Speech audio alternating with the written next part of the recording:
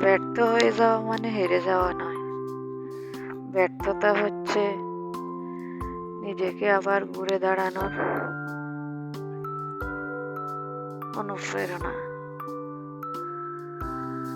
ইনশাল্লাহ আমি আপনাদের দোয়ায় চেষ্টা করতেছি নিজেকে আবার শক্ত করে দাঁড়ানোর জন্য। আসসালামু আলাইকুম, হাই এভরিওয়ান, সবাই কেমন আছেন? দেশ ও দেশের বাইরে থেকে যারা আমাকে দেখছেন সবাইকে অসংখ্য অসংখ্য ধন্যবাদ। তো আমি আজকে চলে যাচ্ছি আমার গ্রামের বাড়িতে, আমার স্বামীর বাড়িতে। তো এই যে এটা হচ্ছে দাগনভূঞা বাজার। দাগনভূঞা বাজার থেকে আমাদের বাড়ি প্রায় 2 কিলোমিটার মতো।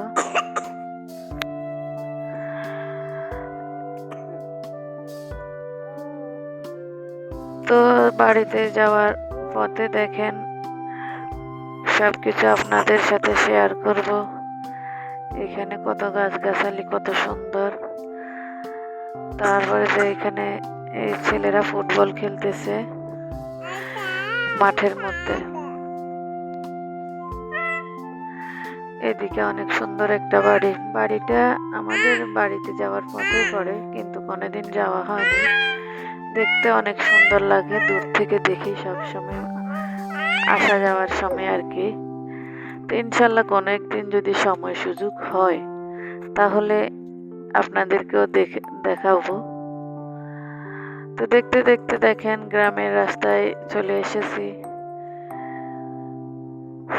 তো গ্রামের রাস্তাগুলো এরকমই হয়। এই যে রাস্তার পাশে ঘর বাড়ি, আবার কিন্তু এই যে বাগান, অনেক গাছপালা, শুধু বাগান আর বাগান। এখানে ধানের ক্ষেত, যে প্রজেক্ট হয় আর কি, প্রজেক্টের ধান। এই যে দেখেন এখানে ছেলেদের কত বড় সাহস, যে কোনো সময় একটা দুর্ঘটনা ঘটতে পারতো। তো দেখেন এখানে আমরা আমাদের বাড়ির সামনে চলে আসছি। এখান থেকে আর একটু সামনে গেলে আমাদের বাড়ি। তো ওটা আর ভিডিও করতে পারলাম না। তো দেখেন দেখতে দেখতে এখন আমরা এই যে বাড়ির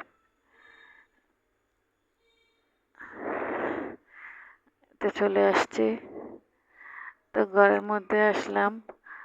আজকে আর পুরো ঘরটা দেখাবো না, আরেকদিন দেখাবো। আজকে এ পর্যন্ত যেটুকু পারলাম ওইটা আপনাদের মাঝে তুলে ধরলাম। সবাই আমার জন্য দোয়া করবেন। আল্লাহ হাফেজ। সুস্থ থাকবেন, ভালো থাকবেন, এটাই কামনা করে